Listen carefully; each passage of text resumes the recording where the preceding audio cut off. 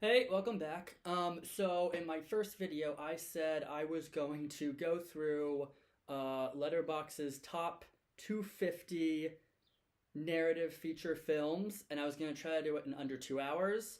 And in 2 hours, I got to number 64. So I think I did a pretty good job. I think I nailed it. But what I would like to do is actually go through the entire list and just give my thoughts on everything. Um, this is just like an introduction to me and the type of films that I'm interested in and my taste. You can follow me on Letterboxd if you want. I'll have all my information in the description down below. And I was trying to do this in a short amount of time because the Letterboxd top 250 list is constantly changing, and it changed from the time I made my first video. I don't know how much it changed. I just see now that I stopped at number 64, which is now a different movie. And it's a movie I've never even heard of. It's called The Given Word. Never even heard of this movie. I don't think I know anyone in the cast. Never heard of the director. But that is the new 64. And I am doing this in May of 2023. So it's probably constantly changing. But so yeah, I'm going to try to. In this video, I'm just going to start at 65 and then work my way to 100. And then I'll probably do 50 per video and try to do all 250. We'll see though. So I left off on the last video at 64 because that's a film that's very close to me. I actually wrote a whole article on it, and I talked more about it. I'm not going to repeat what I said in the last video, but I talked more about it in the last video. That's Eternity in a Day by Tio Angelopoulos. I wrote a whole article on that movie. Unless I'm going to move this up. Here we go. So now I'm just going to start at that's the new number 65. It'll probably be different by the time I post the video. And I'm just going to keep going, and we're going to go to, I guess, 100 today. So, starting off at number 66, number 66 is Rear Window by Alfred Hitchcock. I'm a big fan of this one. I'm a big fan of Hitchcock in general. I'm sure like most film buffs are. I think to me his quintessential masterpiece is Psycho. I think it'll always be Psycho. I think that's just like a perfect movie, a perfect horror film. I think it's his on a story level, but also on a directing level, it's just his highest achievement. I also just like love the black and white and the performances. But anyway, this number 66, Rear Window. This is, I would say, my second favorite. And I wouldn't say it's a close second favorite, but I actually think this one's a lot better than Vertigo. I mean, they're all great movies, but I rank this higher than Vertigo. Also, probably my favorite Jimmy Stewart performance. Everyone, Thelma Ritter. Everyone in this movie is really fantastic. That's a good one. Also, if you're like brand new to film and haven't seen all the classics yet, this is a good place to start. Another good one location movie as well. Number 67 this is an interesting one. Number 67 is The Cranes Are Flying. And I'm not going to attempt to pronounce the director's name, but he was a famous Soviet filmmaker. I've only seen one of his movies, although he has a couple of other notable films in his filmography. I saw this movie for the first time maybe like 2 or 3 years ago now. This is how I describe it. It's a really well-made, really compelling piece of propaganda. It is for sure a propaganda film. It is a very pro-Soviet Union propaganda war film. I think a really interesting companion piece to this film is actually Ivan's Childhood, which is Tarkovsky's first movie. And that's interesting because both films are about the Soviet Union's involvement in World War II. And Ivan's Childhood, kind of like Come and See, it does a really good job of just like capturing like the death and dread and the horrors of the time, where The Cranes Are Flying, it actually has a lot more in common with the types of pro-American films made during World War II, where the message of the film is essentially that, like, you know, it's okay to die as long as you're dying for your country. And it doesn't quite leave a bad taste in your mouth the way a lot of propaganda films probably would, but yeah. So for me though, that limits the cranes are flying to an extent. I don't love the movie as much as other people do. It's very well made. It looks really great. The performances are really good, but yeah, it is a very pro Soviet Union film. Um, but still an enjoyable film. Number 68 is a great movie. I'm so happy to see this so high up on the list. It's The Silence of the Lambs by Jonathan Demme. Really fantastic film. I think for me, there are two camps of horror films. There are the more like fun horror films, maybe horror films that are a little more, I don't want to say goofy, but like they're just fun. They might not scare you, they won't give you nightmares, they won't get under your skin, but they're just like fun, enjoyable movies. And I put films like Scream and Reanimator in that category, even like Dawn of the Dead. But then there's the second category, and that's the scary movies that are actually really messed up and, you know, will give you nightmares and will just haunt you and will really disturb you. And The Silence of the Lambs that's pretty high up on in that second camp list. That, and even I would put movies like Hereditary also in that list, or in that camp.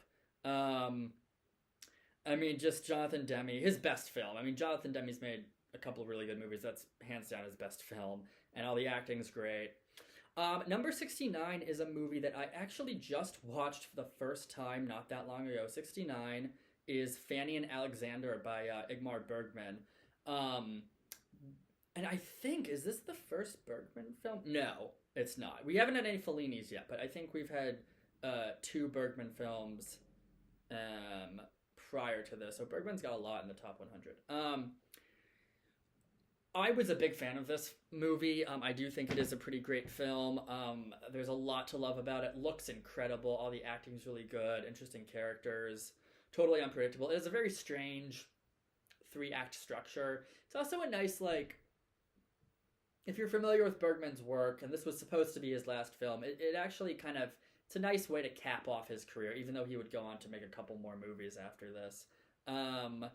I wouldn't say I love it as much as I love, like, The Seventh Seal and Wild Strawberries, or even Persona. I think Persona was the other movie on this list. I wouldn't say it's quite the masterpiece those movies are. It's maybe a little too long, meanders a little bit, but really fantastic. I do one day want to see the miniseries, because I actually hear the miniseries has a lot more to offer. Okay, number 70, and this is a film. So number 70 is Memories of Murder by Bong Joon-ho. I believe this is the second Bong Joon-ho. Well, number 2 is Parasite. This is probably his second movie. I don't love this film as much as I love his other movies. This is a really interesting case because it's a very good film, but it's actually based on a real-life serial killer from South Korea, and it's more about the police trying to hunt down and find the serial killer. A lot of people compare it to Zodiac, the David Fincher film. I think Zodiac's a better movie. This one doesn't have... It's a really good, compelling, like, police manhunt thriller. It doesn't have the same... that wild spark of creativity that you get in most Bong Joon-ho films.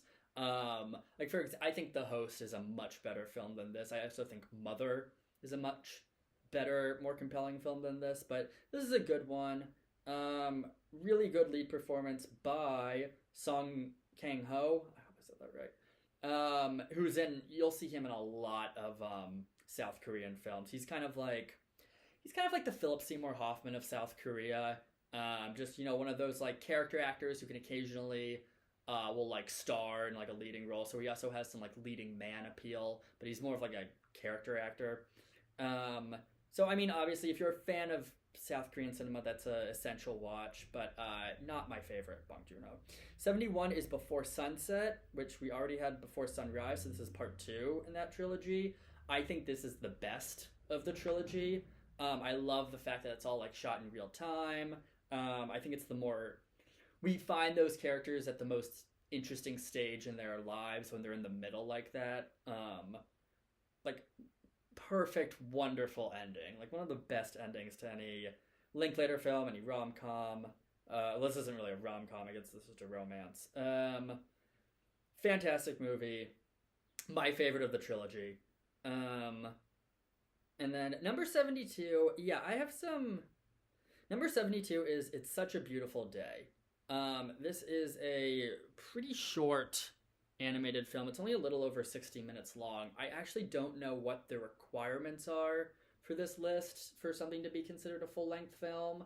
I mean, for me, it's an hour. If it's something's at least an hour, that's a movie. Any less than that, I don't know. Then you're getting into short film territory. But anyway, It's Such a Beautiful Day. Some people really go crazy over this movie. When I first saw it, I was very impressed by it and very... I felt the impact of it too. It deals with some really heavy themes, but it does so in a way that, it makes it easier to digest some of the hard truths about life in this movie. The animation is, it's used in an interesting way. I guess I just don't love it as much as some people do. Because, I don't know, sometimes... Honestly, I like the movie a lot. I think it's just a little overhyped. Occasionally, this doesn't happen a lot with me, but occasionally, if you're in a situation where you like a movie, you enjoy it, but like everyone around you is going like crazy over it, and you think they're maybe overhyping it a little bit too much, it can kind of put you off the film a little bit. But it does. I mean, it does. There's a lot of poetry in this movie. Very thought-provoking, very impactful. I think it's going to hit you differently depending on where you are in life. So it hit me, but not as much as other people. 73 I have not heard of. 73 is The Second Mother. I've never heard of this movie. It's pretty recent. I think it's from South America. I'll have to check it out. I think it's on my watch list. So 74 is A Woman Under the Influence by John Cassavetes. Again, I have a really checkered history with John Cassavetes. I wish I liked John Cassavetes more than I do. I don't love... I've seen a couple of films of his by now. I rarely love one of his films. I'm almost always impressed by... Obviously, the performances he gets from his actors are usually insanely good. And the aesthetic of his movies are also quite nice. But, yeah, I don't love John Cassavetes. The interesting thing about this, I think my favorite Cassavetes films has got to be Opening Night, which is kind of the follow-up to A Woman Under the Influence. But A Woman Under the Influence, one thing it does have is it has... First of all, just a phenomenal lead performance by Jenna Rollins. I wish I liked this movie more because her performance is so unbelievable. And Kate Blanchett was talking about her, some video on YouTube I was watching, and I think she nailed it perfectly. She said what Jenna Rollins manages to do in this movie is she takes the essence of a really great stage performance, and she somehow finds a way to capture it in a film performance, which I don't know a ton about acting, but I do understand the differences between you get this electric feeling watching a great performance on the stage, where when you're watching it in film, it can also be exciting and electrifying, but like not to the same extent as being in the same room as the actor as they're going mad or shouting their lines or whatever. But she somehow manages to capture that excitement as if you're watching something live but on film. And yeah, that's just an incredible way to sum up that performance, because it really is just about, you feel like you're watching a woman who has like a very loose grip on her sanity and reality. It's a phenomenal piece of acting. And A Woman Under the Influence, it is one of those movies where it makes you feel... I saw this movie when I was not too young, but I think in college, and prior to seeing this film, I just kind of thought that if a movie made you feel uncomfortable, it was to get a laugh. You know, I think I watched a lot of like uncomfortable humor growing up, like The Office. But what was so interesting to me about this film was that it made you uncomfortable not to get a laugh. It just made you uncomfortable I think to like kind of to pull you further into its story, it can be a very uncomfortable watch just because, and that's a lot of thanks to Jenna Rollins' performance. She's really nails it. 75 is I Am Cuba, which I've never seen. It's by the same director who did The Cranes Are Flying. I'm sure I'll get to this movie eventually, but I'm not in a huge rush to watch it. 76 is The Red Shoes. So, yeah, a lot of movies so far that are often considered masterpieces that I'm like I enjoy, but I'm maybe more like lukewarm on. So I kind of feel the same way about this that I feel about like Memories of Murder. It's a really good movie. It's often considered one of the best movies ever. I don't agree with that. But you know, it's Michael Powell and It's a Powell and Pressburger film, so it looks great. The colors are unbelievable. There's some fantastic dancing, really good acting too. But yeah, I just, I like the movie a lot. Was not blown away by it the way most people are. 77 is Fight Club. I do like Fight Club a lot. I like David Fincher a lot. He rarely disappoints. I guess I don't think this film is like the masterpiece a lot of people says it is, but I wouldn't say I'm lukewarm on it. I like it more than that. It's a good, again, I mean, it gets classified as like a film bro movie, but a lot of film bro movies are really good. And this is a really good one. Some film bro movies are not that good, but this is a good one. Brad Pitt's pretty great in this, pretty iconic. And yeah, David Fincher. The movie that I think really put him on the map after 7. 78. Now, in my opinion, this is a really great Bergman film. 78 is Scenes from a Marriage. Amazing performance by Liv Ullmann. One of her best performances. I don't know how to say the male lead's name, but he pops up in a lot of Bergman films. He's really good in this too. Again, it's interesting because I watched the theatrical version of this. And then years later, I just kept thinking about the movie, and I thought, well, if a longer version of this great movie exists, I should watch the longer version. So I actually sat down and I watched the first episode of the miniseries, the original miniseries, not that new one with Oscar Isaac, the original miniseries, and I don't know, I mean, I enjoyed it. The original miniseries is only like the first maybe 20 minutes of the movie, but then they expand it. So you get a lot of extra information. If you've seen Scenes from a Marriage, like, you get a lot of extra information on, like, the couple that they invite over to dinner, and then the couple gets into an argument, and this kind of plants the seed in the main characters' heads of, oh my god, is our marriage in trouble the way their marriage is in trouble? You just got a lot of extra scenes with them, and it didn't feel that necessary to me. So I only saw the first episode of the miniseries, but I would say you don't have to watch the miniseries. Now, I've heard the total opposite for Fanny and Alexander. I've heard the miniseries for Fanny and Alexander is actually far superior than the film, but I can say from Scenes from a Marriage, you can probably just watch the movie. And one day I do want to watch the miniseries of Fanny and Alexander. Okay, 79 is It's a Wonderful Life, Frank Capra. I really love this movie. I think this is one of those classics that totally earns its title and its right to be considered an American classic. I wish I were a little more familiar with Frank Capra's career. I'm actually not. I've only seen like 3 of his movies, and this being one of them. Yeah, it's just a classic, and I don't like rewatching movies over and over again. I tend to only see a movie once, maybe twice if I really like it, but this is one of those movies where I don't watch the full thing from start to finish every year, but every Christmas it's on TV. My family tends to just sit around on Christmas and watch TV, and we typically watch this, so I'll see at least bits and pieces of this movie every year, right around Christmas. And that ending, I don't think the ending will ever not be effective. It's so perfect. It's like one of the most perfect movie endings. And Again, James Stewart, not the most versatile actor, but man, was he great. I mean, so good at just playing the everyman in a couple different ways.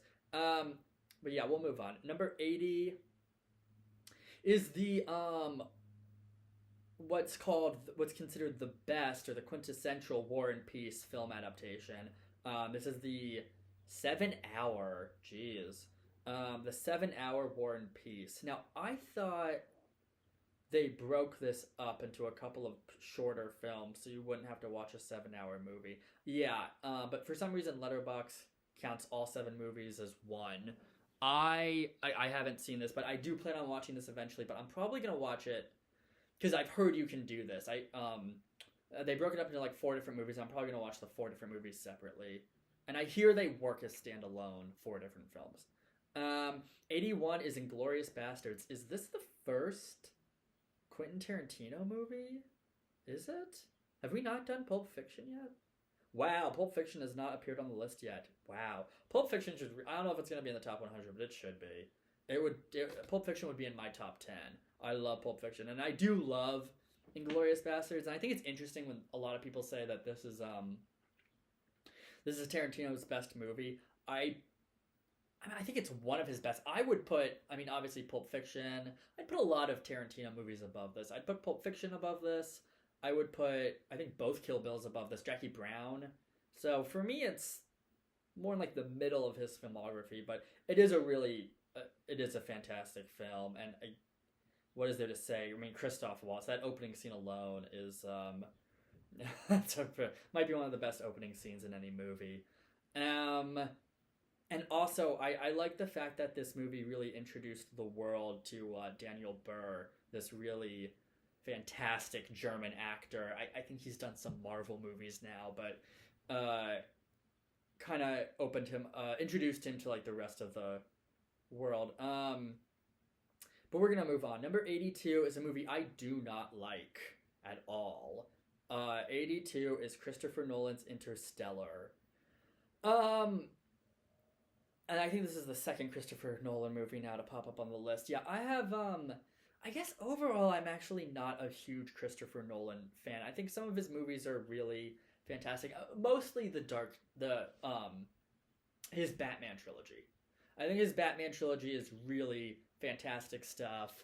I think I talked about this a little bit in the last video. Top tier blockbusters for those like that 2000s decade. So much better, so much smarter than the average blockbuster to come out then or now. Interstellar did not do it for me. I'm actually surprised at this movie, that so many people like this movie. I feel kind of lame for saying this, but I just had a really tough time following the plot. I had a hard time caring about any of the different characters. Christopher Nolan, visually his films are really impressive, and I think he's great with different camera angles and like capturing different like fight sequences and chase scenes on camera. I think when it comes to like pure action, he's really got it. He's got this gift. When it comes to having an emotional impact on the audience, I think he always falls short. Always. And I dislike, I think, more of his movies than I like. I don't really like this. I didn't care for Tenet at all. There's another one, I'm blanking now. There's another movie of his that I'm really not too high on. But, so yeah, Interstellar did not do it for me. 83 is Seinshu the Bailiff, which I have not seen. I'm not too familiar with this director's work, but I do want to watch this eventually. 84 is Seven, another David Fincher film. I'm actually surprised this one's so high up. This is a really good movie. Again, I consider this more to be like a police thriller than necessarily a horror film, although it is very scary. Again, it falls in that camp of the horror films that are actually scary. It's not really so much a fun horror film. It's a lot like Silence of the Lambs. It has a lot more in common with that. I think Silence of the Lambs is the better film. But yeah, not too much to say about this one. Really good acting. Scary good performance by Kevin Spacey. But Morgan Freeman, actually, this is a great Morgan Freeman performance. So 84 is 7. 85 is a movie I have not seen. I really want to check out. It's The Ascent. I don't know how to pronounce this director's name, but what most people note when they're talking about this movie is that it was directed by a woman who was married to Klemov, the director who made Come and See. And this film is also about Russia during World War II. Made before Come and See, though, so I am interested to check out this one. 86 is, wow, only our second Kubrick film. That's amazing. 86 is Barry Lyndon by Stanley Kubrick. And this is very interesting because so far this is the second Kubrick film on the list. You'd think there'd be a lot more by now. But so far the two Kubrick films that we've had are Barry Lyndon and Paths of Glory, which are not considered his best films. And they're certainly not his most iconic films. I mean, when people normally talk about Kubrick, Paths of Glory and Barry Lyndon are not the first movies mentioned. Usually The Shining or Clockwork Orange or Dr. Strangelove, 2001. I mean, those are his iconic movies that really left their imprint. And Barry Lyndon, don't get me wrong, I think it's a great movie. I like it a lot more than Paths of Glory, which I would not consider to be a great Kubrick film. But Barry Lyndon is fantastic. Really, so Ryan O'Neal is in this film. He was an interesting guy in Hollywood. He's American, but he gives one of the worst Irish accents you'll ever hear. Very inconsistent, but I would actually argue that his performance is actually really good. It's a very riveting performance. You just have to ignore his awful accent. But yeah, I always, to me, how I describe Barry Lyndon is that it's I think it has a lot. I think it's a better version of Gone with the Wind, actually. I like Gone with the Wind, but this movie, it's like Gone with the Wind, but set in Europe around the same time. Or no, actually a decade or a century before. This is 18th century Europe.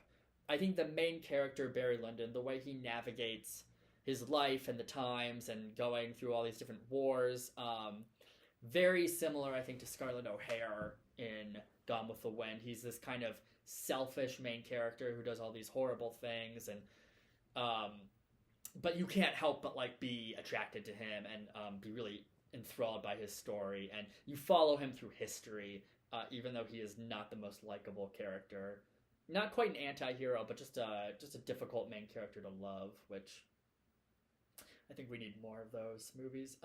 87. Okay, so 87 is Psycho by Alfred Hitchcock. Yeah, again, to me, this is the peak of the Hitchcock mountain. Mountain. Or tower, whatever you want to say. I think when you look at his career as a whole, I kind of feel like everything he had been working on, everything he had been trying to achieve, he finally really got it. And obviously Hitchcock's made a lot of great movies way before Psycho. There are so many great like hidden gems from his filmography in like the 1940s, like back when he was still in England.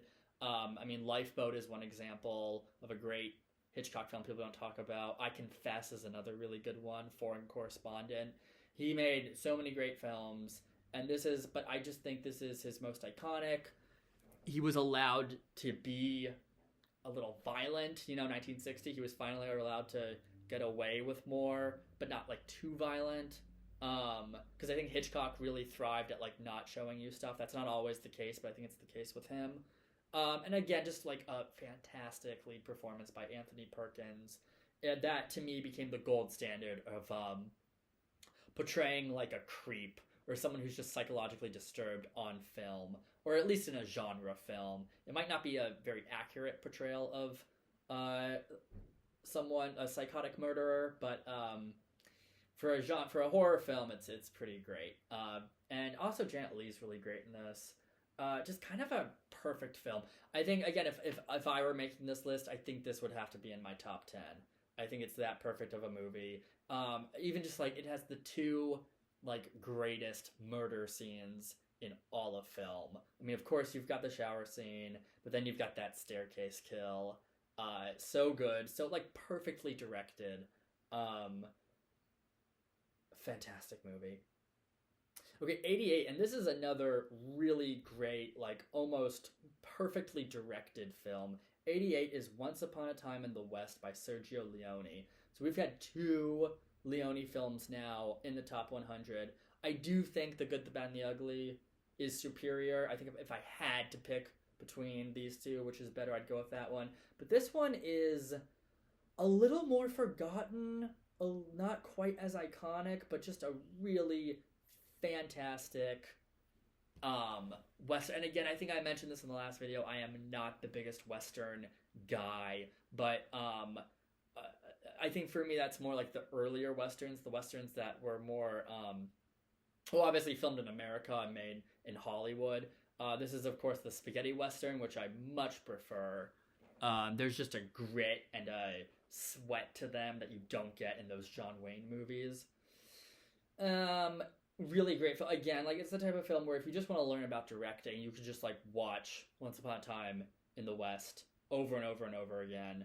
And Sergio Leone, you know, it's such an interesting guy. He only made like how many movies? Only made 7 movies. And I've seen 5 of the 7.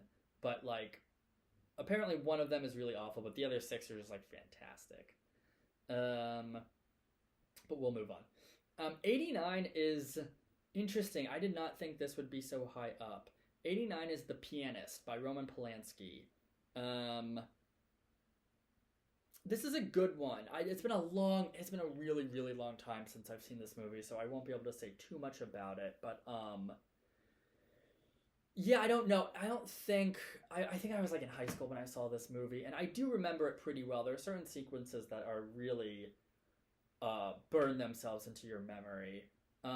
Adrian Brody gives a really good performance in this. Definitely one of the great Holocaust movies. I don't think it's quite as impactful as something like Schindler's List. And just in terms of like capturing the horrors of this war, it doesn't come as close as something like Come and See, but not many movies do.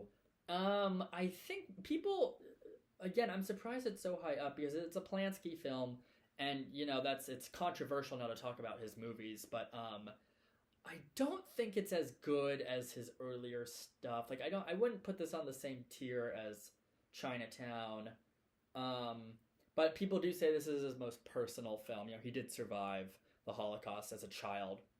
So, in fact, I don't know, but this might be one of the few Holocaust feature films, not documentaries, but feature films directed by a Holocaust survivor. I don't know how many Holocaust survivors actually survived the war. That would be interesting to find out. Number 90 is this Denis Villeneuve film. I actually don't know how to pronounce this. But I haven't seen it, so we're just going to skip it. Number 91 is another film that I've heard a lot about, but I've not seen. It's Love Exposure. By this director, Sono. I don't know how to, I think you said that right. I have only seen Suicide Club. I haven't seen any of his other films. I would have checked this movie out earlier, but it has a very long run time. So I think I need to watch more of his movies to kind of make my way up to Love Exposure. 92 is Pulp Fiction. Here we go, by Quentin Tarantino. I would have this, so 92, so it did make the top 100, but I would have this a lot higher up. I mean, this would be in my top 10. It might even be in my top 5. Yeah, I just think this is such a... I mean, what a game changer. You know, I've often think that every year, plenty of really great movies come out from all different corners of the world, and they each have their own little impact depending on who makes them and the distribution that they get, and if they're seen by the masses or just a few people, or if they develop like a cult following. And every year we get, you know, plenty of great movies, but every just once in a blue moon, once like maybe every 10 years, you get something that's just this big, massive game changer. Something that just totally almost throws the rule book, I should say, in the fire and rewrites the history book. And I think Pulp Fiction was a really big one. And obviously people are familiar with this film, and it's become quite iconic. But I would say the last movie to do that, to throw out the rule book, was Parasite, and that was a film that caught not just some people's eye, but like the whole world just kind of looked at a movie and said, oh wow, that's great, we want to do that from now on. And Pulp Fiction was, I think, the first really big one, and obviously before that a few films had rewritten the rules, Breathless being one of them. But yeah, Quentin Tarantino, love him or hate him, I think he's pretty great. But I get why people like are turned off by like his personality, you know. But he is just a genius filmmaker who's just made hit after hit after hit. And Pulp Fiction was the first really big one. I also want to take a minute to talk about, I guess, just that diner scene between the conversation specifically between Samuel L. Jackson and Tim Roth. Just some of the finest acting that I think has ever been put on film. I mean, Samuel L. Jackson, I think he's one of the great actors. The average Samuel L. Jackson movie might not be that great, but he's always great. I mean, I could watch him in any piece of shit any day. I don't want to, but I will, because he's just like a magnet for the eyes. He has this certain just talent that I think you just have to be born with. I mean, his line deliveries and the way he carries himself and these amazing faces he puts on. And yeah, that scene where he's with Tim Roth and the whole scene with the... Oh, I better get it right. What's on his wallet? Badass Motherfucker? I think it's Badass Motherfucker is on his wallet. That whole scene. And of course you also have Tim Roth, who I would also say is one of the great actors of his generation. Tim Roth, if you don't know, had a really interesting career prior to Pulp Fiction. He made all these really great gangster films, and he did all these, and some of them were gangster films in England, and that's actually how Tarantino discovered him. And yeah, I would just say that whole scene of the two of them talking where Sam Jackson quotes the Bible verse that doesn't exist. One of the greatest film acting scenes ever, I would say. But let's move on, because I could talk about Pulp Fiction all day. Also, like, oh, the soundtrack. Oh, just perfect. Like in those opening credit sequences where it starts with one song, and then you hear like the radio switching stations and it goes to, oh shit, what song does it go to? I can hear it in my head. What's the name of that song? Jungle Boogie. It goes to Jungle Boogie. Just genius. Absolute genius. And yeah, hands down, Tarantino's best film. But we're going to move on. 93 is One Flew Over the Cuckoo's Nest by Milos Forman. Really underrated director, Milos Forman. I mean, he was well celebrated during his career. I mean, the guy actually won 2 Oscars. But if you go back and look at his earlier work, he made some really interesting movies in the Czech Republic. But One Flew Over the Cuckoo's Nest is a very, very good film. I guess when people think of the great Jack Nicholson performances, this one usually comes up.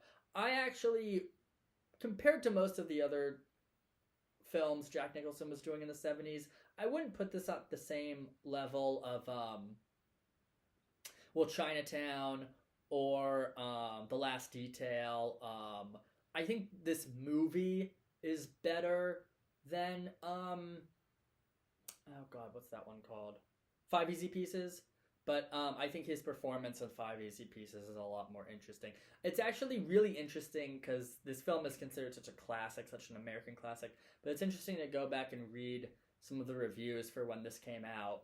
And a lot of the critics, especially I think Ebert, noted that they felt like Jack Nicholson was just like doing this and doing some overacting as a way to make sure he would win that Academy Award. And he did win the Oscar for this movie. He had been nominated multiple times prior to this in, I think, Easy Rider, 5 Easy Pieces.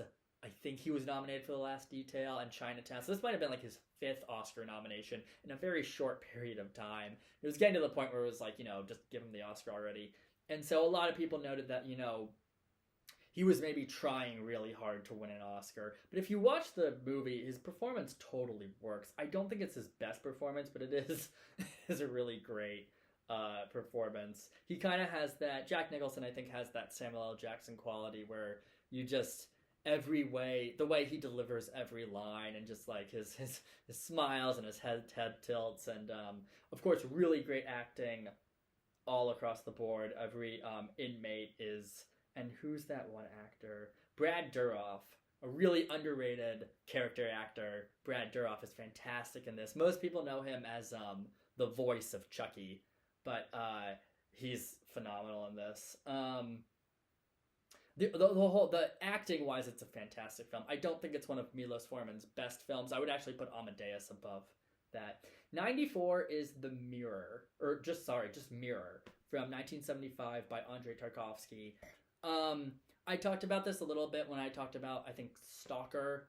Not the biggest Tarkovsky fan. I struggle with him quite a bit. This one, I think, it's a slow... I wouldn't even say a slow burn. It's just a slow movie. It really tests your patience. The images are phenomenal. I mean, it's actually crazy what he was able to achieve. There are these beautiful black and white images, some beautiful images in the snow. It really, you could just watch this movie with the sound off and just stare at it. I like it more than like Solaris. I don't think it's quite as good as Stalker, but one of the nice things about this Tarkovsky film is that if you're like me and if you do really struggle with Tarkovsky and he does really maybe annoy you with how slow his films can be, this is one of his shorter movies. It's a little under, well, it's an hour and 47 minutes, so it's not nearly as long as something like Solaris or even Stalker, so easier to digest. Yeah, like John Cassavetes, I wish I liked Tarkovsky more, but I don't. Number 5, another Kubrick film, 95. 2001: A Space Odyssey by Stanley Kubrick. I thought this would be a lot higher. I mean, I love this movie. I think it's a great film. I've never seen it on the big screen. I wish I could. One day I want to see this on the big screen. But I thought this... I'm shocked that this is lower than Barry Lyndon and Paths of Glory. I think that's kind of nuts. But yeah, this is... you know, he had made really great films before this, but I think this was the movie that I think cemented him as this like giant of filmmaking.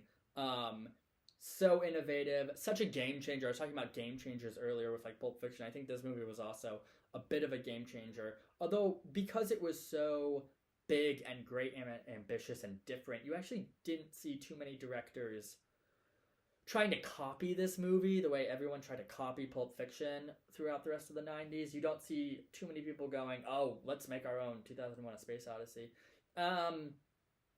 But yeah, I mean, I've watched this movie like on my laptop. I've watched this movie on like the TV at home. I would really love to see this in a theater with like surround sound with an audience. I think that would be really cool. But I just watched this movie once on my laptop, and even then it still manages to have a huge impact on you. It's one of those movies where it's not so much about plot or even like character development. It's really more of an experience. It's something you feel. Something very, very visceral, but also a little bit intellectual too.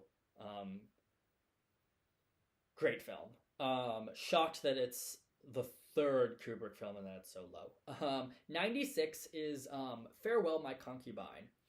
I just saw this movie for the first time maybe like a year ago. So China, I don't know all of the history behind this, so sorry if I get some facts wrong or whatever, if I'm misled. But in like the late 80s, the Chinese government would really censor the artists and would really censor a lot of the directors, and there were certain subject matters you just could not make a movie about in China. It might still be somewhat the case, I don't know.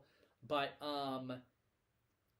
in the late 80s, I guess some government changed or some law got passed or taken down where a lot of Chinese filmmakers for the first time could make movies that were like critical of some of the events in China's past. They could make movies about their past, and they could use film to explore their past. So you got movies like Raise the Red Lantern, The Blue Kite, which I think... Raise the Red Lantern and The Blue Kite, I think, of these Chinese films from this period, this is like late 80s, early 90s, those two are the best.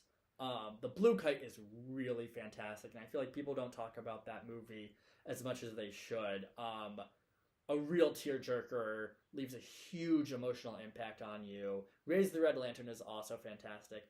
Farewell, My Concubine. It's interesting because this is the most famous of those three films I just mentioned. I think it's a really good movie. It's one of those great, like, long historical epics where you get to watch characters grow and change over, I think, like a decade.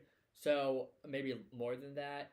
I don't know. It didn't hit me the same way like the Blue Kite did. The Blue Kite came out the same year, 1993. I didn't think the characters were quite as interesting. This one deals more with homosexual themes, actually, which was very taboo, not just at the time, but I think in China at the time in the early 90s.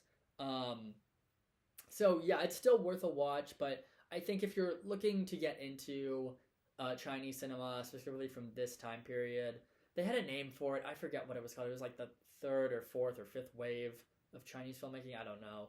But I would maybe start with Raise the Red Lantern, and then I would actually go to the Blue Kite, and then maybe make my way over to this one. But I think Raise the Red Lantern and Blue Kite, much more powerful films than this.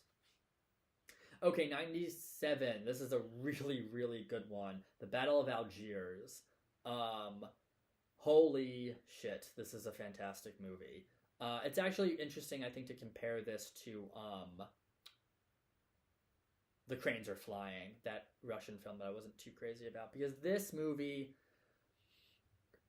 it's a film about a war in Algiers. The French were occupying Algiers at the time, and it's about the locals pretty much being forced, in a sense, to turn to domestic terrorism in order to try to get the French out of their country. And so you have a lot of scenes told from the perspective of like a Muslim terrorist, which sounds so radical and like almost dangerous and crazy. But the film handles its subject matter really, really well. It doesn't necessarily sympathize, or not sympathize. It doesn't soften or it doesn't excuse the actions of the terrorists in this movie, but it just kind of gives you information to understand why they're committing these acts of murder. And it's actually interesting because right now I'm reading a book about some of the domestic terrorism in Ireland during the Troubles, and it's interesting how the writer finds this balance of like trying to explain why the IRA did what they did without excusing them for killing all of these innocent bystanders. This movie also does a really good job where it shows you the terrorists, and it shows you these horrible things that they do and all these innocent people that they kill, but it also just explains why they did. They don't do it for no reason. They're not insane, but it explains why they do what they did. And understandably, I think some people would hate this movie, but I think it's a fantastic film. And it's like equal parts thriller and historical and very political, but in a way that's not preachy or condescending. Interesting because the director of this film, I recently Googled how to pronounce his name, but I forgot how to say it. It's a very tough Italian name. He's done a couple of other movies to varying degrees of success. He's not considered one of these great filmmakers. This is like his only film. Often this is his only film like talked about, and it's his only film considered a masterpiece. But the Battle of Algiers, great film. One of the great films of the 60s. 98, our first Fellini film. And again, I am very, very surprised that this is the highest ranked Fellini film. Number 98 is Knights of Kabira. Knights of Kabira, yeah. For a long time, I didn't know how to pronounce that name. Maybe I still don't. Yeah, I really thought La Dolce Vita, 8.5. I guarantee you both those films are somewhere on this list. I'm just double checking. This is the first Fellini film. Yeah, this is the first Fellini film on this list. And one of his few films to have a female lead. The woman, I believe she is Federico Fellini's wife. They might have even met making this movie. I'm not sure. Follows a prostitute in Italy during that time where everyone in Italy was either unemployed or desperately or had like some horrible job where they had to work terrible hours. She's a prostitute. They actually, if you're familiar with Sweet Charity, that Broadway musical, that's actually just an American remake of Nights at Cabiria. Lonely prostitute meets this like really wealthy guy. She's just trying to find love, actually. It's really about just this woman trying to find love.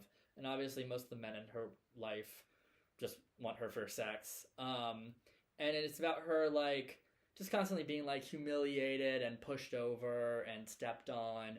But it's also like that sounds really rough, but it's actually a very charming film about picking yourself back up and, you know, wiping the dust off you and carrying on with life. Very sweet, memorable ending.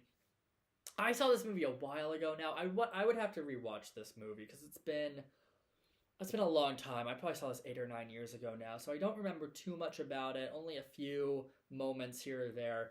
But the lead actress, again, it was Fellini's wife. She does give a really remarkable performance, and they would collaborate together again on Julia of the Spirits, which is interesting. Where because in this she plays this like I guess kind of middle-aged prostitute, but in Julia of the Spirits, she's an older woman, and that movie is kind of about her coming to terms with her being in her twilight years. But yeah, worth a watch. I wouldn't say it's a great Fellini film. I would say like La Dolce Vita and 8.5, or even Amarcord are much better, but definitely an essential Fellini watch.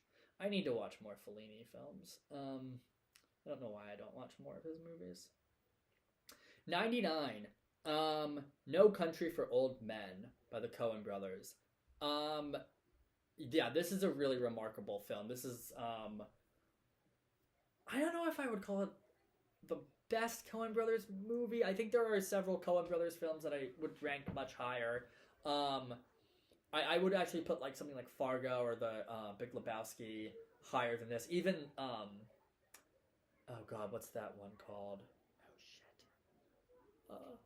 2013 Inside Llewyn Davis. Inside Llewyn Davis I would rank higher. But this is for their serious movies. You know, they made comedies, they made really serious films. This is one of the best of their serious movies.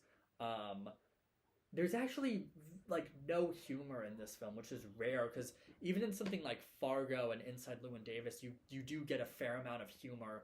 No humor in this film, but it totally works. All of the acting is just fantastic. Tommy Lee Jones, Josh Brolin's so good in the lead, and of course Javier Bardem. I guess a lot of people, when the movie first came out, I didn't see it when it first came out because I was too young, but I do remember everyone saying how, oh, such a great film, but that ending, what a disappointing ending. I actually really like the ending. I think it ends on like the perfect note for a Coen Brothers film.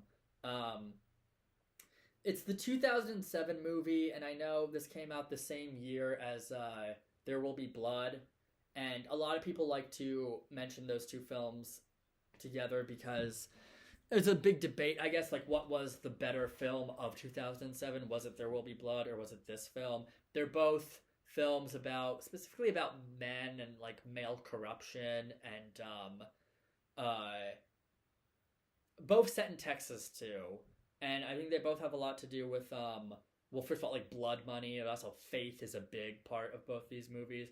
There Will Be Blood is more about faith and, you know, the existence of God and, you know, kind of religion versus greed.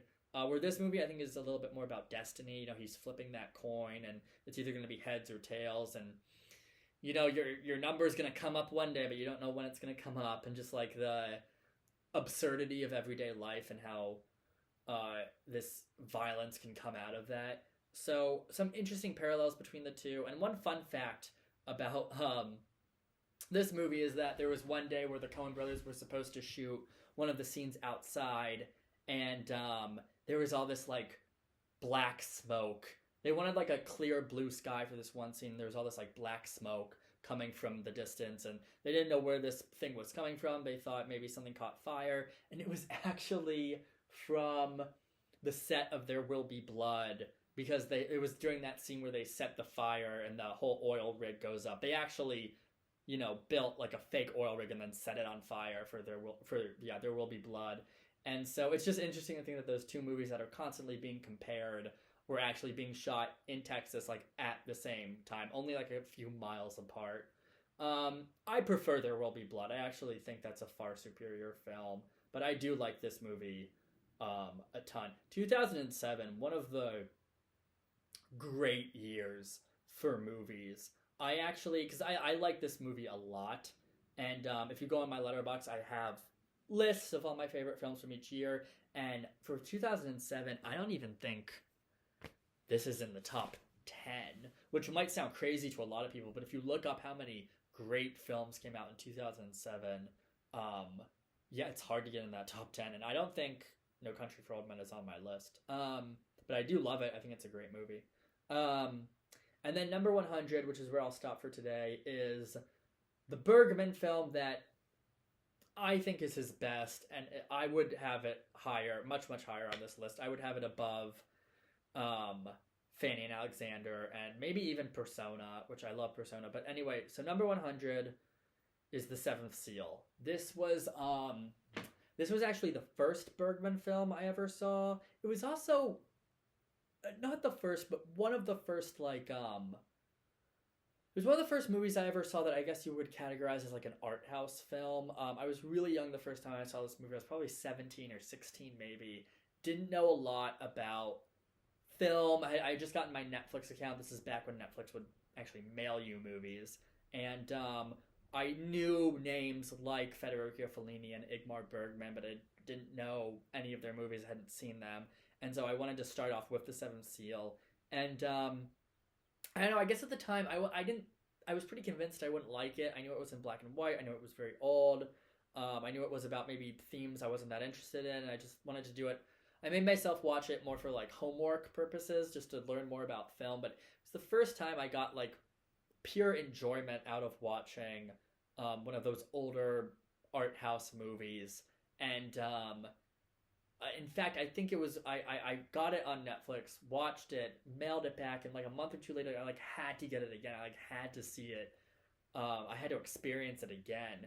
And it's an early Bergman film, but I think it's probably his best. I think it lets you know exactly what type of filmmaker he is and what he's interested in. You get great performances by Max von Sydow, who would go on to have just a fantastic career both in Sweden and in Hollywood.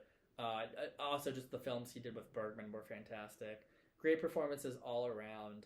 And that ending is just so perfect, that final image. And you hear, it's set during the Black Plague, and it's, set in Sweden, and it deals with all these like big, almost like biblical themes, and you don't think you'll be able to relate to it, but there's so much humanity and thought put into it, especially thought about like the meaning of life and existence and death, of course. And it's shockingly not a grim movie. You walk out of it feeling like refreshed and re-energized, just because the ideas and the images are so striking and beautifully put together. I don't know who plays Death. I can't pronounce this guy's name, but what else has he been in? Wonderful film. Also, just like, I don't know if Bergman came up with that image, the idea of a man playing a game of chess with death. I don't know if that existed in like Renaissance art, or if that came from maybe like literature or something, but it's crazy that you have this image created in the 1950s that put on film that just became such a huge part of like the zeitgeist. I mean, how many times have like we seen that image or a version of that image? And this is that idea that you can play a game with death or with, your fate. Quite compelling. Yeah, it is set during the Black Plague. Okay, so that's number 100. Again, for now, I'm filming this in May of 2023. So I will, hopefully, within the next couple of weeks, I'll get through all of these, and I'll make a video going through maybe each one 50 at a time. But that is it for this week. I'll be back.